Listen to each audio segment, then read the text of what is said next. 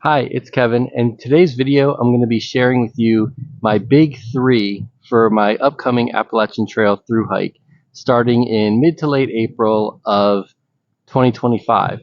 So the big three, if you're not aware, is your shelter, sleep system, and backpack. Let's get started. I think I found a spot in the park where I can set up my tent and go over the rest of the gear with you today. This looks like a pretty good spot to set up my tent. I'm in a nice field at the park and still got my pack on. So let's do the first thing that I would do when I'm getting to camp, which is take out my tent and set that up. So that's on top inside my backpack. Here is my Xmid Pro 1 16-ounce tent, one person, by Durston Gear. And I've got 4 groundhogs and 2 shepherd hooks to stake it out. So let's go ahead and set it up right now. There it is, the Durston Xmid Pro 1 all set up. I'm really excited to share this big three with you today because I've dialed it into under 5 pounds. So this one person tent comes in at just 16 ounces, and with the stakes it's just an additional 3 ounces for the groundhog and shepherd hook stakes. I'm just going to carry 6 stakes for this trip, and I can just use rocks for any other tie downs that I might need. I will eventually be setting up some of the extra guy lines from the peaks just in case it's needed for the wind, but right here is my shelter at just over 1 pound. Okay, so let's do the next item, which is my sleep system. And over the years I've really been able to dial this in to extremely lightweight, and so I think I'll be able to pack my 1/8 inch pad on the outside of my pack, folded up just on top. It'll give a little bit extra rain protection, but also be really easy to access as a kneeling pad, a sit pad, any other pad that I might need throughout the day whenever I'm taking breaks. So between this 1/8 inch pad and 6 feet of Reflectix, this is all that I need. So when it's colder out, I'll probably put the 1/8 inch pad down first and the Reflectix on top.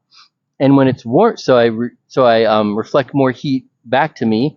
And when it's warmer out, I'll put the Reflectix down first against the tent floor with the 1/8 inch pad on top. So let's see what that's going to look like.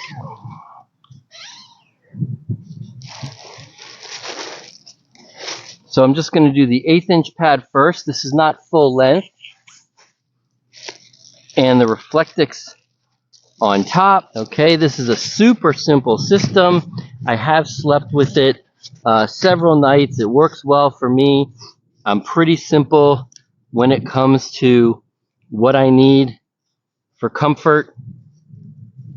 And I think that's going to work real well for me and be very lightweight. And I'm excited that I can carry the Reflectix on the inside of my pack, which I'll go over in a minute. But in doing so, it just keeps the outside of my pack a lot cleaner, which I just like for aesthetics, but also so it doesn't catch and hang up on trees and bushes and any other types of tight crevices that I might get into. Of course, we need some kind of sleeping bag or quilt. Oh, the 1/8 inch pad only weighs 2.7 ounces. The 6 feet of Reflectix weighs 5 ounces. So my sleeping pad system is just 7.7 ounces. So that's less than half a pound. And then at the bottom of my pack, inside my pack liner, my Nylaflume pack liner, is extra protection for my sleeping bag. So this is just an ultralight Sea to Summit dry bag. I have a 4 ounce, something like that, 4.7 ounce, it's just a 4 ounce silk sleeping bag liner. I've done this in other videos. And I have my 30-degree sleeping bag by Western Mountaineering. I've had this bag for well over 10 years. It's super warm and comfortable, but it's not quite holding to the 30 degrees that it was originally rated at. So that's why I bring the silk liner as well, and that will cut down on dirt and grime getting into the sleeping bag, or and compromising the loft of the bag and the down. So this bag weighs just 19 ounces, and again another 4 ounces I think it is for the silk sleeping bag liner. So that whole system is just 22 ounces for my sleeping bag for warmth, and that will just go in real simple, real comfortable. Let that loft up, and that is the sleeping bag. Let's just take a closer look at how the system is working out inside the XMID Pro 1. I think it's going to be a really sweet setup.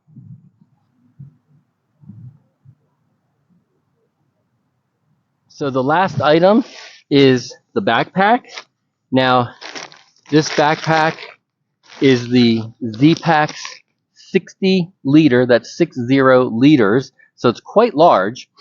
And it's the Arc Blast, which is no longer available by Z-Packs. You can just buy the Arc Haul now, which is quite comparable. And I'm using an extra large bag because I hope to do longer food carries, and that way I can stay on trail longer and not get off trail as much, obviously. So I would have loved to have used my Gossamer Gear Fast Pack, the Kumo 36 Fast, but I think I'll just be really trying to cram everything into it. And what I like about carrying this pack is it does have a full hip belt, so the load will be on my hips, not just on my shoulders and back. And I've got 2 Gossamer Gear additional hip belt pockets, which I love, so I don't have to carry a fanny pack. I've got this pouch by Gossamer Gear as well. This is where my phone will be and maybe some items. And then one more little Z-Pack stash for my earbuds and my headlamp, and the Bluetooth microphone, which again, it's another breezy day, and hopefully the sound quality is really good for this video.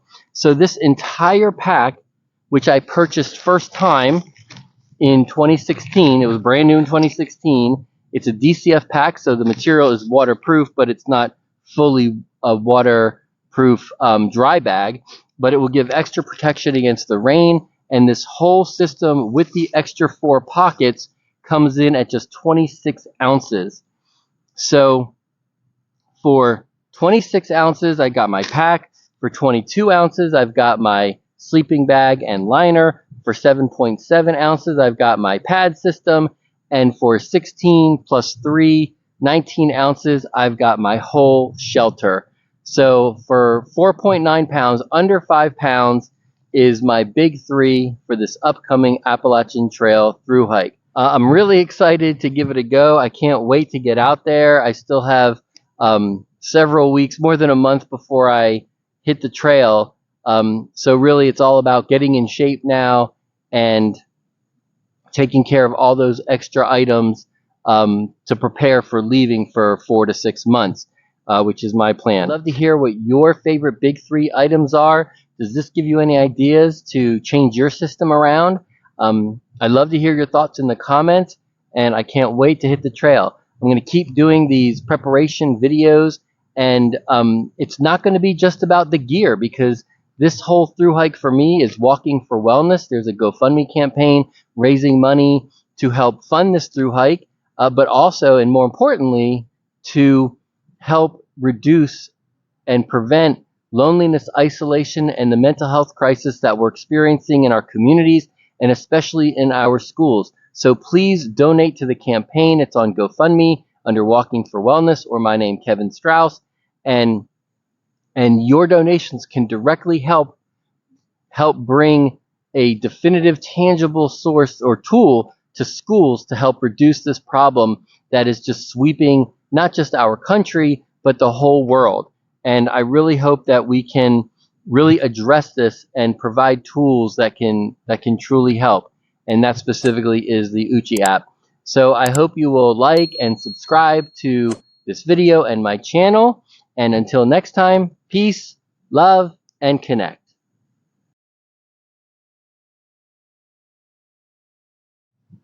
One last thing I want to mention about these preparation videos is that they won't just be about gear and they won't just be about the trail. Like I said, this is a walking for wellness, and wellness to me is about your physical, emotional, mental, and spiritual health.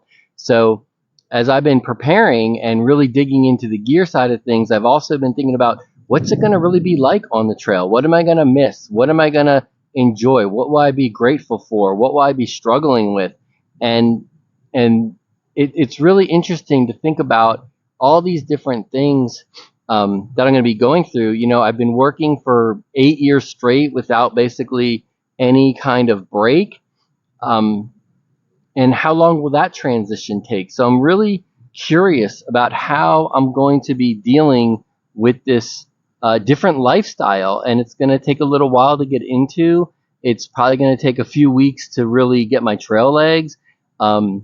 And have my metabolism kick in, and how I'm using my food, and what kind of foods that I really want to nourish me. And I'm just really thinking about you know, all the decisions that I'll be making, the mental strain during the days and weeks of resupply, and how far do I want to go each day, and where's my next camping site, and where's my next water source.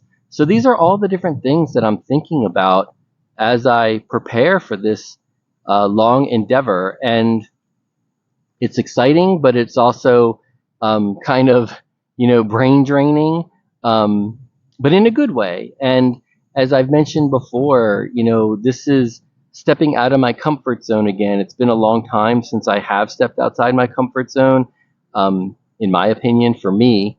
And being on the trail day after day, dealing with the weather, especially when the rain comes in, it's going to be a really different experience for me. It's going to be quite a challenge, and I'm looking forward to it. It's going to suck a lot of times, I'm sure. Remember, don't quit on a bad day is what they say.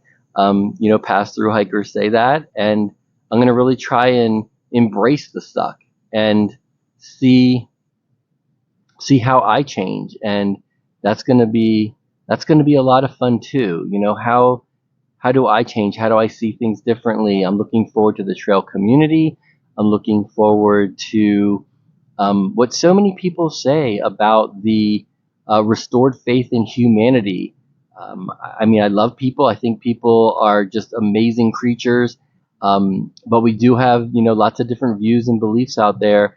I'm really curious to meet more people out on the trail from the South through the Mid-Atlantic and up into New England. I'm really excited about that. So those are just a few other things I'm thinking about, and how I'll be nurturing my emotional, mental, and spiritual health on the trail while I'm hiking, you know, lots of miles every day and just living outside. So that's what I'm really excited about. Well, there's a lot of other things, and I still need to make that video about my goals. So hopefully you've gotten this far. Hopefully this is going to be a journey you're going to want to come along with me, and do it in your own way back home, or in day hikes, or backpacking, small backpacking trips. Because you don't have to do a thru hike to be fit. You don't have to do a thru hike of 100 or 1,000 miles to be worthy or valuable. You are valuable, and you do matter. And with more practice in getting to know yourself, you'll see that, because we are all just, you know, unique energies in the universe. So yeah, that's getting a little bit more, call it woo-woo, but for me, it's really more about the energy and the quantum physics of the universe. And that's some of the things I think about too, throughout my days. So, okay, this is getting really long. I'm rambling now, so I'll end it, and I hope you'll come along on this journey with me as well. Cheers.